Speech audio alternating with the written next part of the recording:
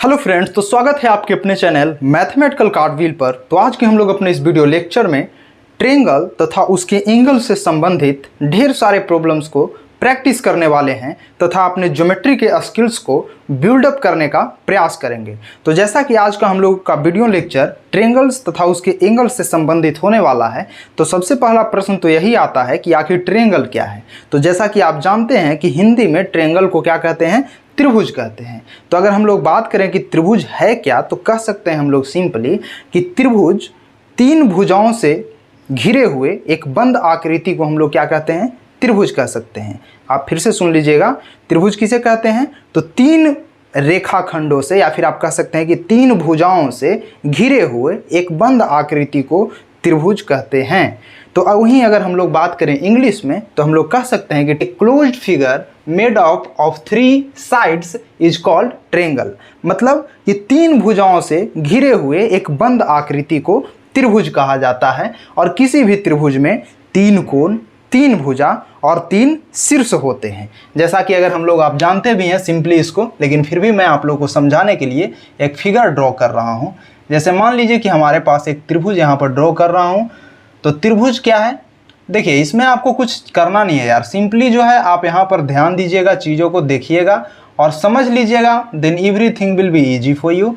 आपको कोई डिफिनेशन वगैरह इसमें रटने की आवश्यकता नहीं है। जैसे मान लीजिए कि इसका नाम हम लोग P देते हैं, इसका Q और इसका क्या देते हैं, R देते हैं। इसको हम लोग क्या नाम दिया, इसका नाम हम लोग P दे दिया, ये क्या है Q और ये क्या है R है। तो इसमें क्या, मैं आपको क्या बताया कि ट्रायंगल क्या है कि तीन रेखाखंडों या फिर तीन भुजाओं से घिरे हुए एक बंद आकृति को हम लोग क्या कहते हैं, त्रिभुज कहते हैं। और जैसा कि आप देख भी सकते हैं, इसमें क्या है, तीन रेखाखंड है या फिर आप कह सकते हैं कि तीन साइड है और तीन साइड से घिरे हुए एक बंद आकृति है। और इसी बंद आकृति को हम लोग क्या कहते हैं, त्रिभुज कहते हैं। इसी बंद आकृति को हम लोग क्या कहते हैं, त्रिभुज कहते हैं। और किसी भी त्रिभुज में फ्रेंड्स तीन भुजा, तीन शीर्ष और तीन कोण ऑलवेज मौजूद होते हैं। जैसा कि आप यहाँ पर देख सकते हैं, ये जो है आप यहाँ पर देख सकते हैं, ये क्या है, आप ये कह सकते हैं ये जो P पॉइंट है ये क्या है, वर्टेक्स है, यानी कि शीर्ष है। आप यहाँ पर लिख भी सकते हैं, ये क्या है, वर्टेक्स। ये क्या है, वर्टेक्स है। P भी वर्टेक्स है, Q भी वर्टेक्स है और R भी वर्टेक्स है, यानी ये तीनों क्या है, वर्टेक्स है। वहीं अगर हम लोग बात करें इसका, तो ये क्या है, ये जो है इसको हम लोग क्या कह सकते हैं, साइड है। यहाँ पर आप लिख सकते हैं ये क्या है, साइड है। किसी भी ट्रायंगल में क्या होता है, तीन वर्टेक्स, तीन साइड। और अगर देख लीजिए कि अगर हम लोग बात करें इसका, तो ये क्या है, अगर इसकी चर्चा करें हम लोग, तो इसको हम लोग क्या कहते हैं, एंगल कहते हैं। ये क्या है, एंगल है। ठीक है, क्या होता है, तीन शीर्ष होता है, तीन भुजा होता है और तीन क्या होता है, एंगल होता है किसी भी त्रिभुज में। तो आई होप कि आपको ये चीज़ समझ में आ गया होगा। अब देखिए, किसी भी त्रिभुज को भुजा के आधार पर यानी साइड के आधार पर और एंगल के आधार पर वर्गीकृत कर दिया गया है तीन तीन भागों में। जैसा कि यहाँ पर आप देख भी सकते हैं कि क्लासिफिकेशन ऑफ ट्रायंगल्स किस प्रकार से हुआ है। तो अगर हम लोग बात करें on the basis of their side, अगर किसी भी त्रिभुज के भुजा के आधार पर, यानी ये जो भुजा के आधार पर कहने का मतलब क्या, कि अकॉर्डिंग टू द लेंथ, और कह सकते हैं कि on the basis of the length of the side of any triangle. तो भुजा के लेंथ के आधार पर किसी भी त्रिभुज को तीन वर्गों में कैटेगराइज किया जाता है। अगर तीनों साइड इक्वल हैं तो उसको हम लोग इक्विलैटरल ट्रायंगल कहते हैं। इक्विलैटरल, जैसा कि आप इसका मतलब इसके नाम से ही लगा सकते हैं, इक्वी मतलब इक्वल और लैटरल यानी साइड या फिर आप भुजा या फिर पार्श्व आप कह सकते हैं। तो सिंपल सा बात है कि अगर किसी भी त्रिभुज का तीनों साइड इक्वल है तो हम लोग उसको क्या कहते हैं, इक्विलैटरल ट्रायंगल कहते हैं। जैसा कि सिंपली आप इस फिगर से भी देख सकते हैं कि अगर मान लीजिए कि मैं अभी यहाँ पर एक ट्रायंगल अगर बनाया हूँ और इस ट्रायंगल में पार्टिसिपेटिंग साइड जो है अगर तीनों इक्वल है, यानी इस ट्रायंगल में पार्टिसिपेटिंग जितने साइड हैं वो तीनों अगर इक्वल है, तो हम लोग उस टाइप के ट्रायंगल को क्या कह देते हैं, इक्विलैटरल ट्रायंगल कहते हैं। इक्विलैटरल ट्रायंगल को हिंदी में क्या कहा जाता है, समबाहु त्रिभुज। समबाहु त्रिभुज, जैसा कि आप इसका नाम से ही इसका मतलब निकाल सकते हैं, सम यानी समान और बाहु यानी भुजा, यानी जिस भी त्रिभुज का तीनों भुजा समान लेंथ का हो उसको हम लोग क्या कहते हैं, समबाहु त्रिभुज कहते हैं। सिंपल सा बात है। तो आई थिंक कि आपको ये चीज़ क्लियर हो गया होगा। यहाँ पर चलिए हम लोग डायग्राम भी बना करके और समझ लेते हैं। जैसे कि मान लीजिए कि मैं अभी यहाँ पर एक फिगर ड्रॉ किया और इस फिगर में देखिए कि अगर मान लीजिए कि ये लेंथ जो है, यानी इस ट्रायंगल के स्ट्रक्चर में जो भी पार्टिसिपेटिंग साइड है वो अगर इक्वल है, तीनों अगर इक्वल लेंथ का है तो इस ट्रेंगल को हम लोग क्या कह देंगे, इक्विलैटरल ट्रेंगल कह देंगे। जैसा कि आप यहाँ पर इसको नोटेशन नंबर 1 दे सकते हैं। नोटेशन नंबर 1 से क्या मतलब हुआ, 1 यानी इक्विलैटरल ट्रेंगल है। इक्विलैटरल ट्रेंगल क्यों है, क्योंकि इसका तीनों साइड इक्वल लेंथ का है। आई थिंक कि आप लोग को समझ में आ रहा होगा। उसी प्रकार से अब मान लीजिए कि ऐसा भी तो ट्रेंगल हम लोग बना सकते हैं कि भाई इसमें तीन साइड से मिलकर के कोई ट्रेंगल अगर बनता है तो उसमें तीनों साइड इक्वल था तो हम लोग इक्विलैटरल कह दिए। ऐसा भी कंडीशन हो सकता है कि जिसमें सिर्फ 2 ही साइड इक्वल है, बिल्कुल हो सकता है। ऐसा भी कंडीशन हो सकता है, एक ट्रेंगल मैं बनाया जिसमें 2 साइड इक्वल है, यानी ये साइड और ये साइड इक्वल है, लेकिन तीसरा साइड इक्वल नहीं है। तो अगर इस टाइप का ट्रेंगल हम लोग बना दें तो उसको हम लोग क्या कहते हैं, आइसोसेल्स ट्रेंगल कहते हैं। आई थिंक कि आप लोगों को समझ में आ रहा है। बस चीज़ों को बस आप ध्यान दीजिए, अगर समझ में नहीं भी आ रहा है तो सिर्फ इसको आप देखते जाइए, क्योंकि आप देखते देखते ही किसी चीज़ को सीखिएगा। जैसे अगर मान लीजिए कि आपको चेस खेलना नहीं आता है तो जब तक आप उस चीज़ को ऑब्जर्व नहीं कीजिएगा, अगर 2 प्लेयर खेल रहा है किसी चेस को, तो आप जब तक बैठ करके सामने ऑब्जर्व नहीं कीजिएगा तब तक आपको चेस समझ में नहीं आएगा। आपको उस चीज़ को ऑब्जर्व करना होगा। उसी तरीक़ा से अगर मान लीजिए कि आपको ये चीज़ नया या फिर आप फर्स्ट टाइम इसको पढ़ रहे हैं तो हो सकता है कि आपको कुछ चीज़ समझ में नहीं आ रहा है, लेकिन फिर भी आपको इसको ध्यान देते रहना होगा। क्योंकि अगर आप एक बार हार मान लिए या फिर छोड़ दिए कि हमको समझ में नहीं आ रहा है तो यार ज़िंदगी भर आपको समझ में नहीं आएगा। सो अगर आप चाहते हैं कि नहीं हमको ज्योमेट्री सीखना है, ज्योमेट्री में मज़ा आता है हमको, या फिर सीखना ही है, बेसिकली अपने माइंड को डेवलप करना है, तो उसके लिए आपको लगा रहना होगा। इसमें लगे रहिए जब तक कि आपको समझ में नहीं आता है। तो हम लोग बात क्या कर रहे हैं, इक्विलैटरल ट्रेंगल का। तो इक्विलैटरल ट्रेंगल में क्या होता है, तीनों साइड इक्वल है, तीनों साइड को इक्वल लेंथ को लेकर के और मिला देंगे तो क्या बन जाता है, इस टाइप से मिलाएंगे तो इक्विलैटरल ट्रेंगल। अगर मिलाते तो हैं लेकिन इसमें सिर्फ 2 ही साइड इक्वल लेंथ का लेते हैं तो ये क्या बन जाता है, आइसोसेल्स ट्रेंगल। तो इसको हम लोग क्या कहते हैं, आइसोसेल्स ट्रेंगल। ये दूसरा नंबर का है। देखिए यहाँ पर यार लाइफ में देखिए किसी भी चीज़ को आपको समझ में नहीं आ रहा है या फिर ये चीज़ समझ नहीं आ रहा है कि हम लोग कैसे इस सिचुएशन से डील करें, तो बस आप लगे रहिए, हार मत मानिए, ठीक है ना। उस सिचुएशन को डील करना नहीं है, बस आप लगे रहिए, वो खुद ब खुद डील हो जाएगा, खुद ब खुद सोल्व हो जाएगा। आपको यहाँ पर समझ में नहीं है, जैसे आप मानिए ना कि आपको क्रिकेट अगर कभी नहीं खेले हैं, लेकिन आप वहाँ पर अगर सिर्फ बैठे रहिएगा ना, रोज़ ऑब्जर्व कीजिएगा ना क्रिकेट को कि कैसे कोई प्लेयर खेल रहा है, कौन बॉलिंग कैसे करता है, कितने ओवर का होता है, आप सिर्फ ऑब्जर्व कीजिएगा चीज़ों को, आपको समझ में आ जाएगा कि क्या टर्मिनोलॉजी है, कैसे खेला जाता है। बस वही चीज़ है, वही टैक्टिस और वही माइंड यहाँ पर लगाना है। अगर आप सिंपली इस चीज़ को देखिएगा, ऑब्जर्व कीजिएगा और समझने का प्रयास कीजिएगा, दिल में इच्छा रखिए और इसको देखिए, ग्रेजुअली आपको एवरीथिंग क्लियर हो जाएगा। और वहीं हम लोग 3 डिफरेंट लेंथ के साइड को लेकर के अगर ट्रायंगल ड्रॉ करते हैं तो उस कंडीशन में बनने वाले ट्रायंगल को हम लोग स्केलेन ट्रायंगल कहते हैं, जिसे हिंदी में विषम बाहु त्रिभुज कहते हैं। विषम बाहु मतलब जिसका तीनों लेंथ यानी तीनों साइड का लेंथ जो है डिफरेंट हो। जैसे मान लीजिए कि मैं अभी अगर यहाँ पर एक ट्रायंगल ड्रॉ करूँ, जैसे मान लीजिए कि मैं अभी एक ट्रायंगल यहाँ पर ड्रॉ कर रहा हूँ और ये जो ट्रायंगल आप देख रहे हैं फ्रेंड, इसमें क्या हो रहा है कि तीनों साइड डिफरेंट लेंथ का है। यानी इसमें जो ये साइड है उससे ये डिफरेंट लेंथ का साइड है, ये भी डिफरेंट लेंथ का साइड है। मतलब तीनों साइड में कोई भी इक्वल लेंथ का साइड अगर नहीं है तो उस कंडीशन में बनने वाले ट्रायंगल को हम लोग क्या कहते हैं, स्केलेन ट्रायंगल कहते हैं। अर्थात इसको हम लोग थर्ड से अपना डिनोट कर सकते हैं।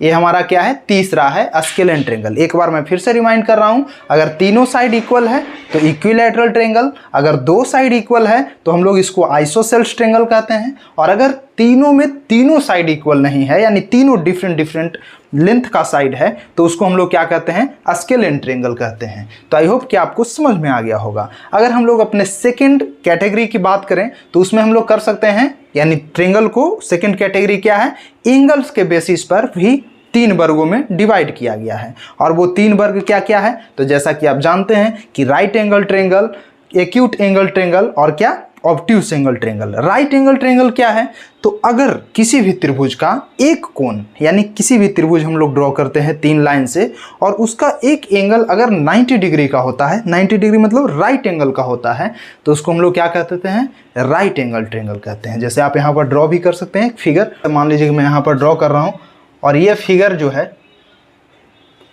सिंपली आप इस चीज़ को आप देख सकते हैं कि ये जो फिगर है फ्रेंड, इसमें क्या है, ये जो एंगल है क्या कर रहा है, राइट एंगल ट्रायंगल को बना रहा है। यानी ये एंगल क्या है, एक राइट एंगल ट्रेंगल है। राइट एंगल ट्रेंगल क्यों है, क्योंकि ये जो एंगल है यानी इस ट्रेंगल में एक एंगल जो है वो 90 डिग्री का है, और अगर ये 90 डिग्री का एंगल है तो इसको हम लोग क्या कहते हैं, राइट एंगल ट्रेंगल कहते हैं। और अगर हिंदी में बात करें तो हम लोग कह सकते हैं समकोण त्रिभुज इसको कहा जाता है, क्योंकि एक कोण इसका क्या है, समकोण है। वहीं अगर हम लोग बात करें अपने दूसरे एक्यूट एंगल ट्रेंगल का के, तो हम लोग कह सकते हैं कि एक्यूट एंगल ट्रेंगल उस ट्रेंगल को कहा जाता है जिसका तीनों कोण एक्यूट एंगल हो। मैं क्या बोल रहा हूं, फिर से सुनिएगा।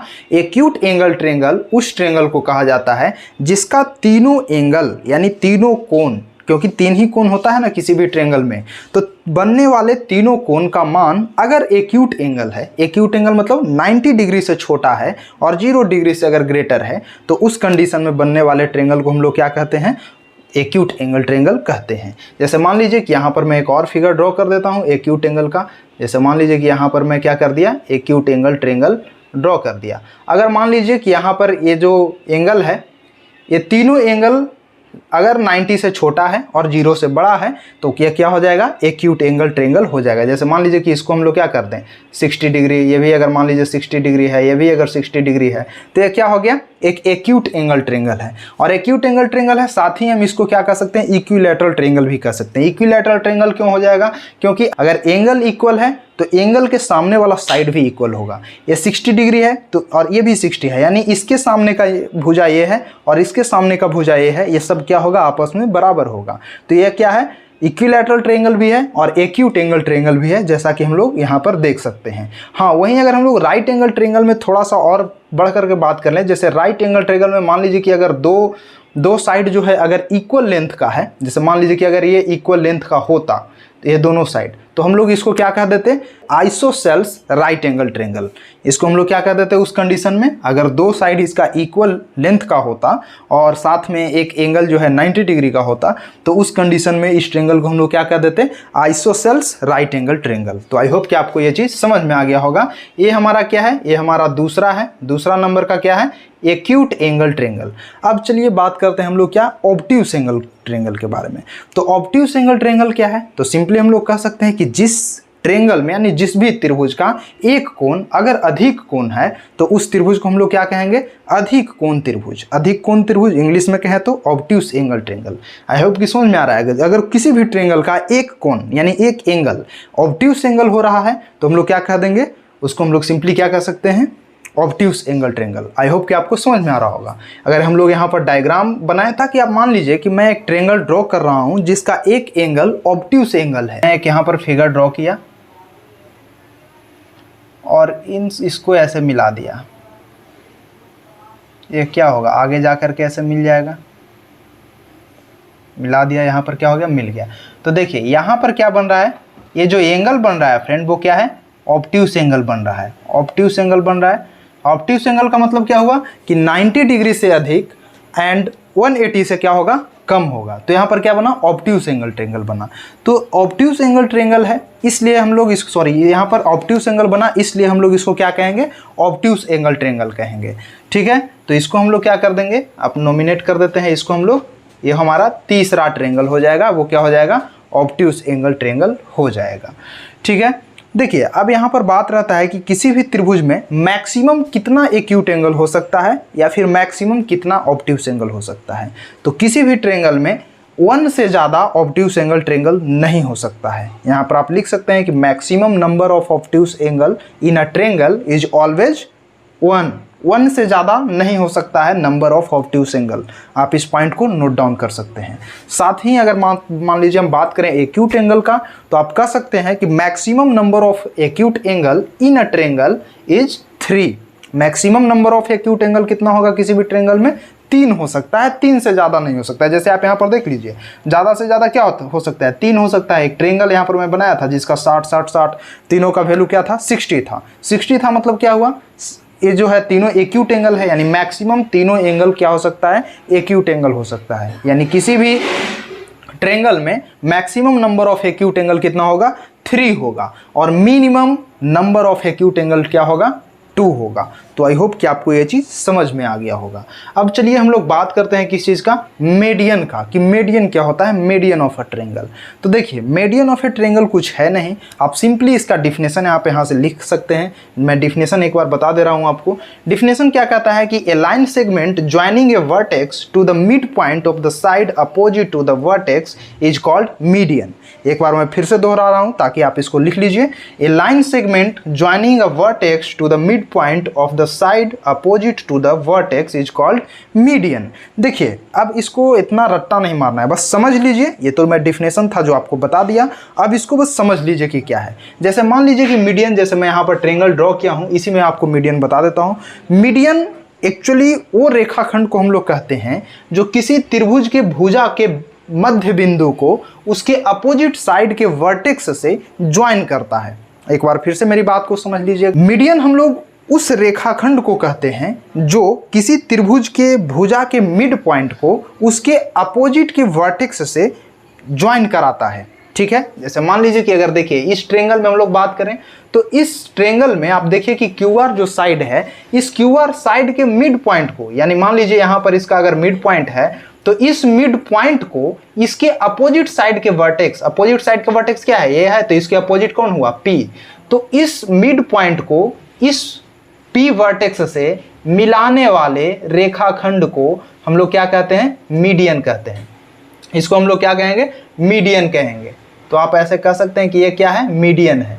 रेखाखंड आप स्ट्रेट बना लीजिएगा, ये क्या है, ये मीडियन है। मीडियन क्यों है, क्योंकि इसके मिड पॉइंट को इसके अपोजिट के वर्टेक्स से ज्वाइन कराने वाला लाइन या फिर रेखाखंड जो है वो क्या है, मीडियन कहलाता है। आई होप कि आपको समझ में आ रहा होगा। तो किसी भी ट्रायंगल में मैक्सिमम नंबर ऑफ मीडियन 3 होता है, क्योंकि 3 साइड है और 3 वर्टेक्स है। तो अगर 3 साइड है तो तीनों साइड के मध्य बिंदु को हम उसके अपोजिट साइड से मिला देंगे, तो मिलाने वाले जो रेखा होगा वो क्या कहलाएगा, मीडियन कहलाएगा। सिमिलरली अब जैसे इस मिड पॉइंट को अगर आप इस वर्टेक्स से, इस मिड पॉइंट के अपोजिट वाले वर्टेक्स से अगर ज्वाइन करवाते हैं तो ज्वाइन करने वाली ये जो लाइन होगा उसी लाइन को हम लोग क्या कहते हैं, मीडियन कहते हैं। उसी तरीक़ा से आप इस भी देख सकते हैं, ये जो साइड है, इस साइड के मिड पॉइंट को अगर इस वर्टेक्स से मिलाते हैं तो इस मिड पॉइंट और इस वर्टेक्स से मिलने वाला जो लाइन होगा उसको हम लोग क्या कहेंगे, उसको हम लोग मीडियन कहेंगे। यानी maximum number of median in a triangle is 3।